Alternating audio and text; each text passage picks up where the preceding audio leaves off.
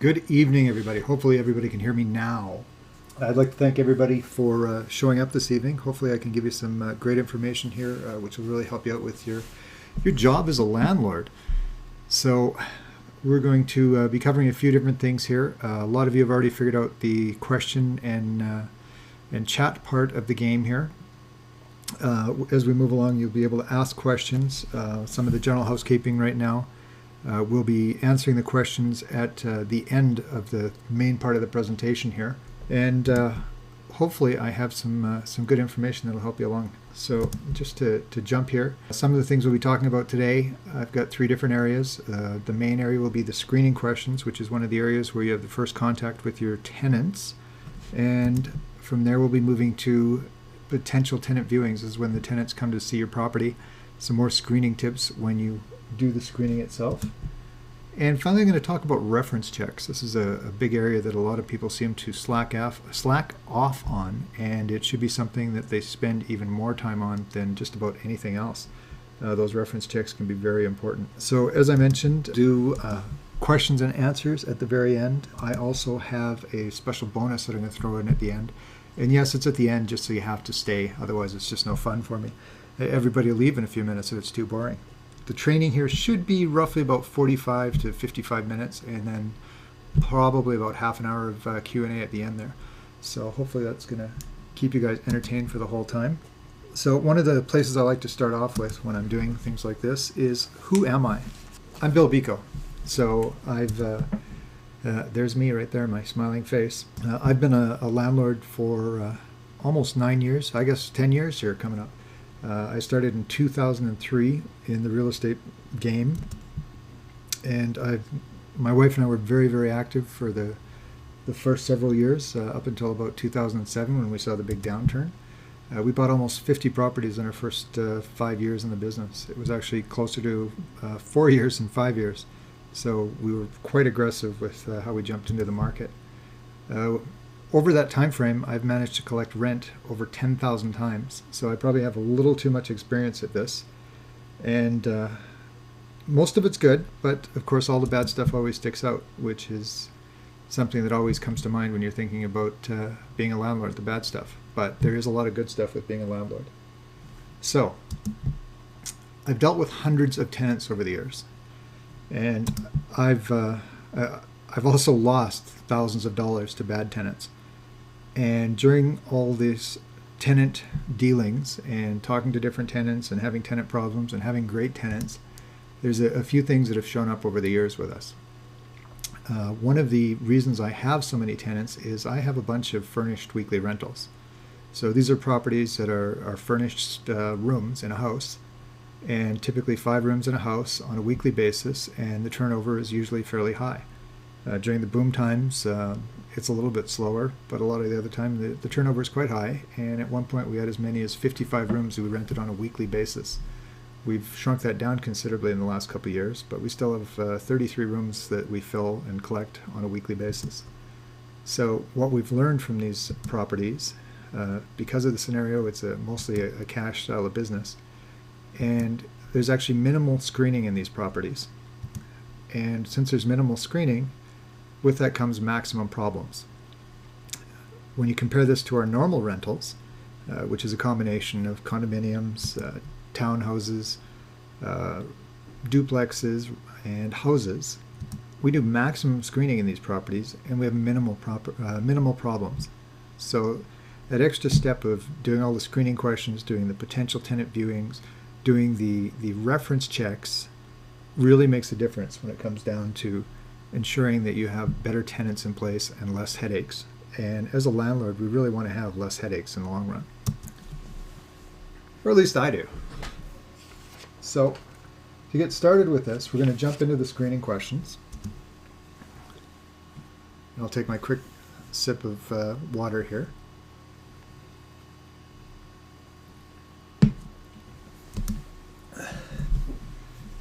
First contact. So the screening questions are your first contact with a potential tenant.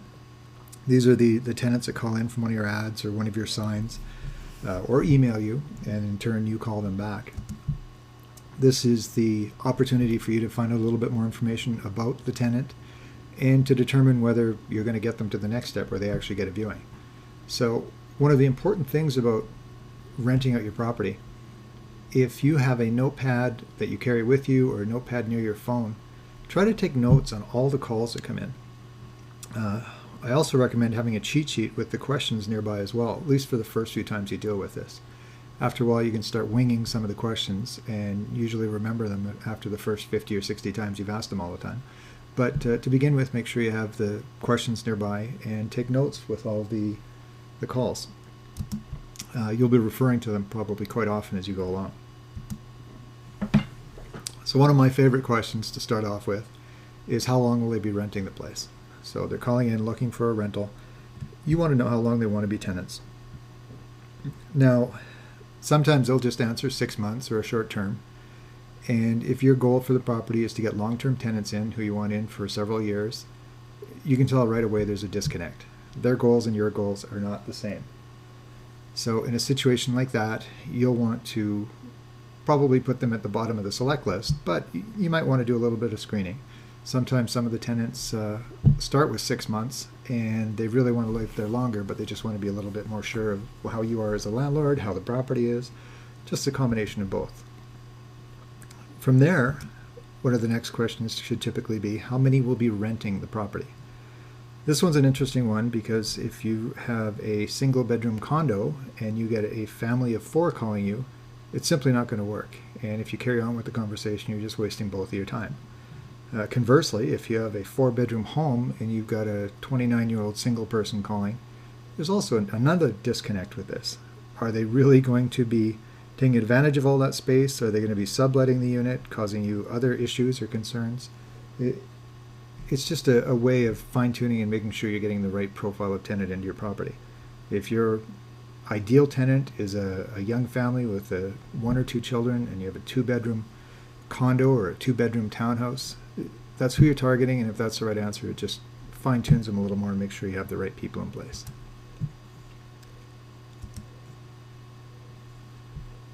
When do they need it? This one is a really good question to make sure you're getting the right people, again, that are going to fit your needs. If you have a vacancy coming up for the 1st, which is 10 days away, and somebody's looking for a unit in 40 days, again, they may not be ideal for what you need at the moment, and you'll want to keep their information, but they're also not going to jump to the front of the list. If you have opportunities to show it to people who can see it right away and take it right away, you'll probably want to jump on them instead. If somebody's looking for 60, 90 days down the road, it's probably not an ideal person you want to talk to at this point, and it's somebody that you want to push back a little bit further.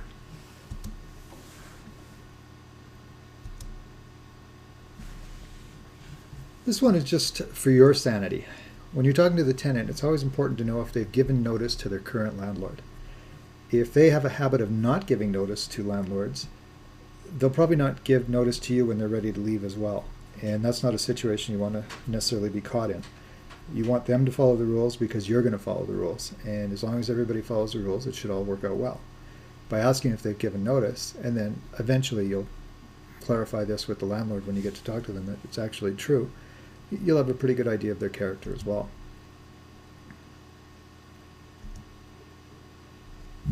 How long were they at their current address? Again, this is another way of looking at how long are they hoping to rent for. If they've only been at their current address for 6 months or less and they're looking to move already, you might want to push further and ask how long were they at the previous address, and perhaps the previous one before then. If they have a trend of only staying at a place for 3 to 6 months, it would probably raise a little bit of a red flag with me. They aren't consistently staying in one place. If it's less than a 6-month term, there would be some concern on my part that they were getting evicted or asked to move on from where they were previously. It would have to be some pretty extenuating circumstances before you'd be letting somebody that has a sketchy past of hopping from property to property into your property, unless that's what you're looking for. But again, as a landlord, ideally in your regular rental property, you're going to want tenants that are in place for extended periods of time. So 2, 3, 5 years would be ideal.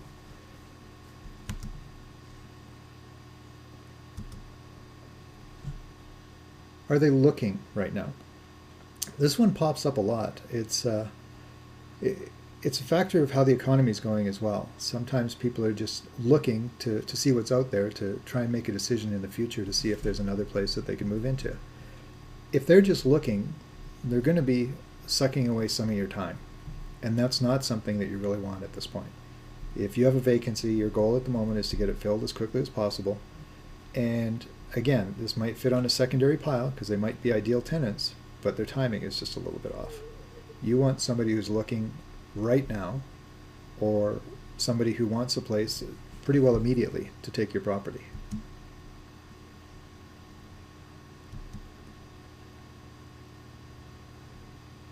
Do they have a security deposit and first month's rent? Now here, that security deposit is an issue. Some of the other provinces, some of the other states, some of the other areas across North America, they do a first month and last month rent up front. The important aspect of either of those is you want to know if they have that money now. There is not just one security deposit in the world. There should be enough money that they can give you the security deposit and first month's rent. And if they can't, it should be a concern to you that they might not have enough cash to pay rent every month. If they're living so tight that they're basically going month to month, you have to be concerned about them being an extra good employee and not losing their job or being downsized, or a variety of other issues out there. You want to make sure they have a security deposit and first month's rent because you need that before anybody ever gets your keys. And by asking up front, it just clarifies things a little bit more, and you make sure you know where you're standing and where they're standing. If there are questions about whether they do have it available, you can bring it back and basically say the only way they get in is if they have it up front. And if it comes to a little bit of pushing, if it's not going to work for them, they'll have to find another place. So that basically goes through a lot of the screening questions we go through. So hopefully you found some of that interesting. Is that some good information so far? Are people finding some new valuable stuff in there? Or are they just busy listening in the background? All right, I'll watch to see if I get some answers out of that. I got one response here. It tells me the questions I should have asked to what somebody said. So what I'd like to do really quick here, just to get an idea of some of your folks' experience here, I'd like to ask how many of you, or how long have you been a landlord? So if you could just take a moment and select one of those. I'll leave that open for a few more moments here, and I'll sip another sip of water here while we're going.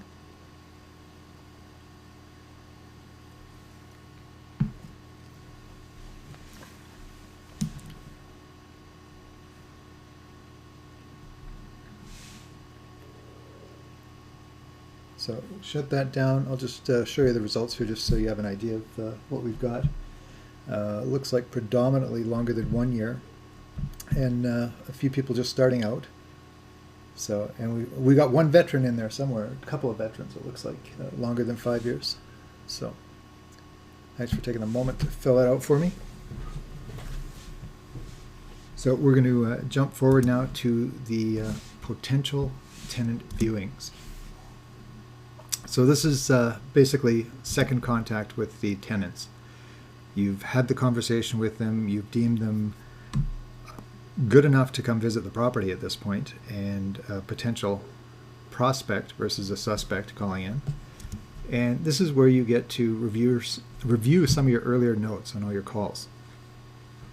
So by taking your notes and bringing them with you to do the viewings, you'll have a good idea of who the people coming are. Now, some of the tactics I use when I'm doing tenant viewings, I like to have multiple viewings all at the same basic time frame. Most of my properties are a distance away from my home, which is what I prefer. And if I'm going to show the property to somebody, I would prefer to have 3 or 4 sets of people showing up to look at the property.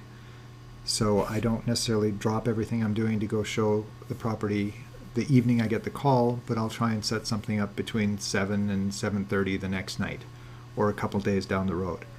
With a busy environment and low vacancies that we're seeing these days, you should be able to do this quite easily. There's a lot of activity out there, and there's not a lot of properties, so people are getting a little bit feverish. The way the economy is picking up around here, even lately, it's probably going to get worse in the next 6 months. So it's going to be ideal for landlords. You will basically be able to have your pick of the litter, so to speak. So by having multiple people show up at once, it'll save you some of the time, and it becomes even more important to have all your notes handy with you. Things with the viewings when the tenants show up: were they on time? Were they early? I hate to be kept waiting, and if I have to wait for a tenant, it could be a sign of how they are going to be next time when it comes to paying the rent or when they come to sign the lease. And it's just a good indicator of what may occur in the future. So there may be a valid reason, might be a car accident, might be car trouble, might be stuck somewhere, might have gotten lost, but I really appreciate it when they show up on time.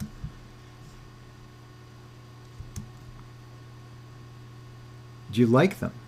This one's actually quite important. A lot of landlords will just rent to anybody, but when you have a tenant in your property, you're forming kind of a relationship with the tenant. And I want to associate with people I like. And I want to rent to people I like because I deal with them quite often. I will talk to them on the phone. I will stop by and visit when they have issues or if they have questions. And I like to have a good relationship with them. And if I don't like them to begin with, I probably won't like them later. And it's not just a matter of whether they have the money. It's we have to get along. So I find it very important to like my tenants. I don't necessarily have to be friends with them, but I definitely want to like them. Do they fit your profile? Now, I briefly touched on this before, but when you have a rental property, you typically have an ideal tenant that you want in your property. And if you have a 3-bedroom house, you're probably going to want a family. If you have a 1-bedroom condo, you're probably going to want a young professional to stay in the condo. And you basically have that mindset, and that's the profile of the tenant that you're looking for. And when you're doing ads, when you're interviewing, you want people that fit that profile. And if the tenant comes in and they do not fit your profile and you don't like them, it can really cause some havoc for what you're looking for.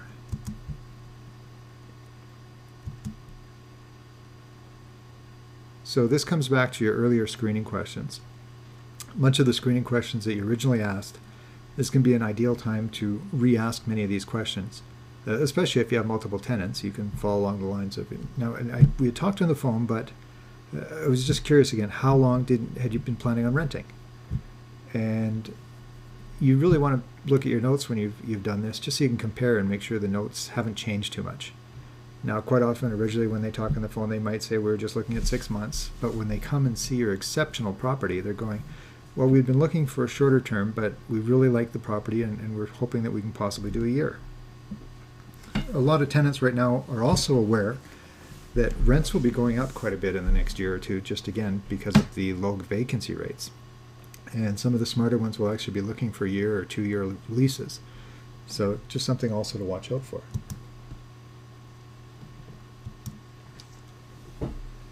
So you've come this far, you've asked them a bunch of the questions again, you've felt them out and can sense whether it's somebody you're going to be like.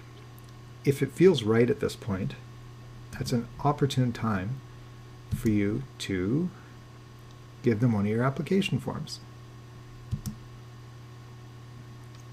So what you want them to do is actually fill out the application at the property with you and while you're there. And if they fill it out in front of you, you can check it again. Make sure you can read all the numbers, read all the names, read all the contact information, and you have everything you need there to start calling all the references in the next day or two. If, on the other hand, they're not quite the ideal tenant, you're not quite as happy with how everything turned out with the chat with them, give them the application and have them fax it back to you or email it back to you or send it back to you. You don't really need to waste much more time with them, and if you can't read some of the information on the application, it's not quite as important. Secondarily, when you receive these faxes or these emails in from the tenants, and it's not something that you picked up on site, you'll remember that they were not your top choice, and you can kind of classify them that way as well.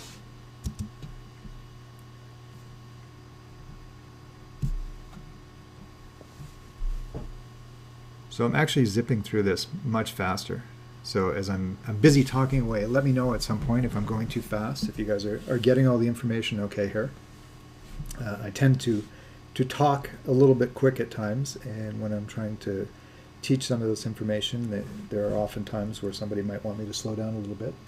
But hopefully I'm going at a good enough pace here, and maybe I can get you off the line here a little bit quicker. So next area we're going to touch on is reference checks. Now, as I mentioned at the start, reference checks are one of the areas where a lot of landlords just don't do the diligence they should. It is so much easier to spend that half hour, 45 minutes making phone calls, checking references, just doing your little bit of research, than it is to spend the 4 or 8 or 16 hours trying to evict somebody after the fact, or chasing them for money, or discovering that they are the worst tenant in the world and somehow managed to scam you. So that half hour is well worth the time. And if you can do the reference checks and you've passed all of your earlier screening, there's a very good likelihood you're going to have some great tenants, and you might only be doing this once every year or 2 years or 3 years. So we're on the home stretch here, so hopefully everybody's still paying attention.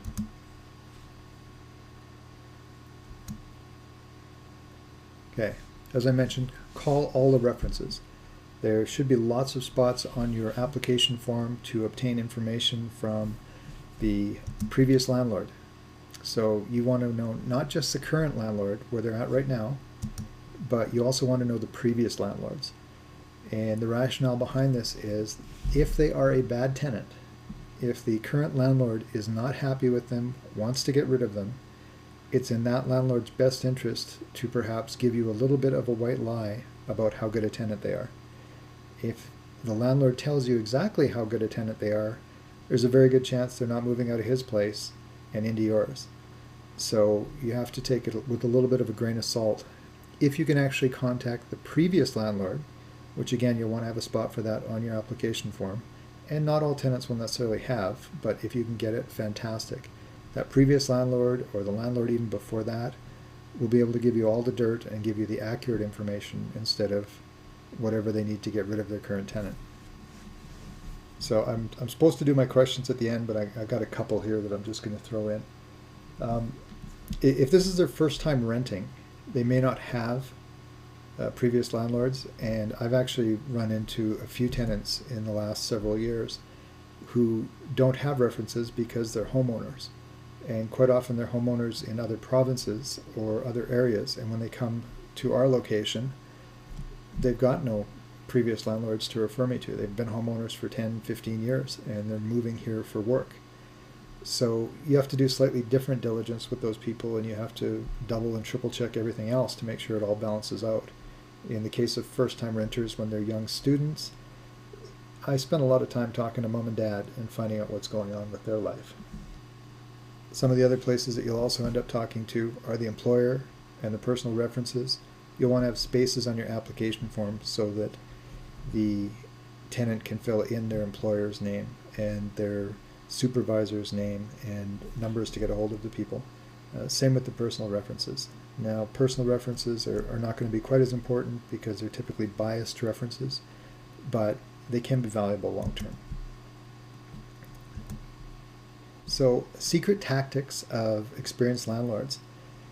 What you can do is, once you have the landlord's number, their previous landlord's number or their current landlord's number, type it into Google and do a search for it and see what you get back. Now, if they've been staying with somebody who's been a landlord for a while, you should find potentially some of the old ads or some of the old information confirming that the landlord is the same person.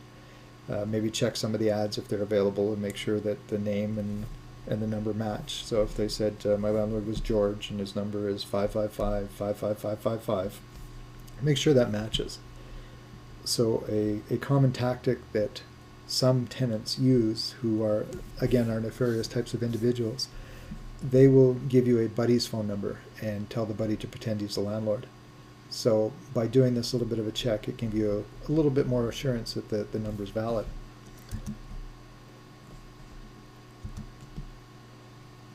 So sometimes, though, it doesn't match up. and sometimes you can't find any reference, or sometimes there just hasn't been ads for a long time. That doesn't necessarily mean that person's not a landlord, but just to protect yourself, I always use this question when I'm calling to check on a reference. And when I first get the person on the phone, my conversation starts with, "I'm calling about your rental unit." At no point do I mention the tenant's name. At no point do I mention that I'm doing a reference check. I'm just calling about their rental unit. This will usually give you either stunned silence or immediate rebuttal, or something along the lines of, "I'm full at the moment, I don't have any more vacancies." So if you get the stunned silence and they suddenly respond with, "Well, what are you talking about? I don't have a rental unit," you've sniffed out that you've been given a fake number and a buddy's number. So at that point, you're living on the edge, and it's up to you whether you want to put that individual in. They may have given you an accidentally wrong number, and you can verify that, but I'd be highly suspect about it at this point. So always start out with, "I'm calling about your rental unit." Again, if it is a landlord and they're full or they're vacant, they'll start talking to you right away. But you'll definitely be able to catch up their buddies when they're trying to trick you. So again, you want to talk to the current landlord if possible. And when you're talking to the current landlord, you want to verify some of the questions you talked about earlier, and you want to verify that they did give proper notice if they're planning on leaving right away. You want to find out if they've been paying on time, if they've ever had any issues with payments, any issues with noise, just some of the typical questions that would concern you as a landlord. You would do these same questions with the previous landlord if you're able to obtain it. And as I mentioned, quite often tenants don't hold on to the landlord's name after a year or two, but hopefully they still have the landlord's previous numbers, and you can give those people a call and basically follow the same tact and find out as much as you can about the tenant. The next stage will be the employers. Now, very much like when you're looking up the landlord, you'll want to look up the company and make sure the company is valid. If it's a large company, it's probably not going to be much of an issue. You probably heard about it. But if it's a smaller company that you don't recognize, you'll want to take a look and see what you can find out. One of the interesting aspects of this is if your property is in one side of the city and the company is in the complete opposite side of the city when you look them up, it might raise a few flags as to why the tenant wants to live on the opposite side of the city and possibly face an hour or 2 hour commute to get to work every day. And it might be a sign that it could be a short lease. They might discover in 3 months that it's just too much travel time. So just another warning factor for you.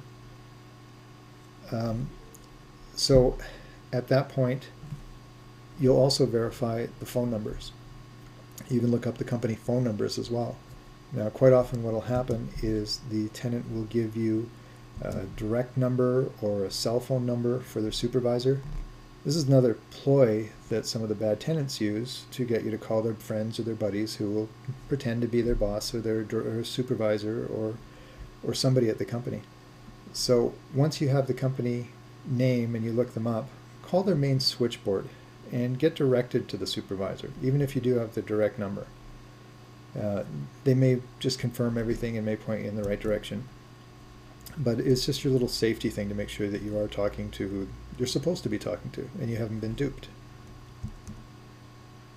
So again, avoid the direct numbers if possible, and definitely avoid the cell phones. If you can verify them at the main desk when you call in through the switchboard that it is indeed somebody who works for them and those are actual numbers, you can try calling directly that way. But preferably you go through the main switchboard. And I have a few questions that I like to ask, but of course my killer question all the time is when I'm talking to the supervisor, I ask if they were a landlord. I ask them something. Oh, here it is. If they're a landlord, would they rent to that tenant? And it depends on the relationship they have with the tenant themselves, but typically you get a pretty honest answer.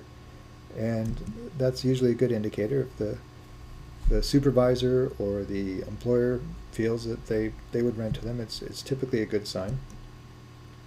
Some of the other questions we like to ask how long have they been employed there? You know, as always, I like stability. So if I've got somebody who's been an employee at a certain location for 5 or 6 years, I'm very ecstatic about it. If they've been there for 5 or 6 days, I'm a little more hesitant. I ask if their continued employment is likely. Now, the supervisor or the employer will often know if there's some downsizing coming down the road and may let that slip to me. Or they'll also give me an indication whether possibly the tenant isn't quite as good an employee as they would like to have, and maybe their job prospects are not quite so good at this time, which could put you in a little bit of a situation if you're not getting rent paid. So that's the basic steps with the employee references and employee checks. So from there, we move to the personal references. Now, these are the least important, but they can still be important. You want to just make a few calls, especially in the case of younger tenants, maybe the first or second rentals fresh out of university. You want to talk to mom, dad, get to know some of these other people that they're using as references. And also long term, if it turns out that you've got issues with a tenant, it can be incredibly handy having 3 or 4 personal contact numbers to contact their friends when they're not paying you or not answering phones or causing some issues. Not necessarily the nicest way to do things, but definitely a way to gain a little bit of leverage. So I'm just going to backtrack to a couple of these questions, and I know I'm supposed to wait until the end for them.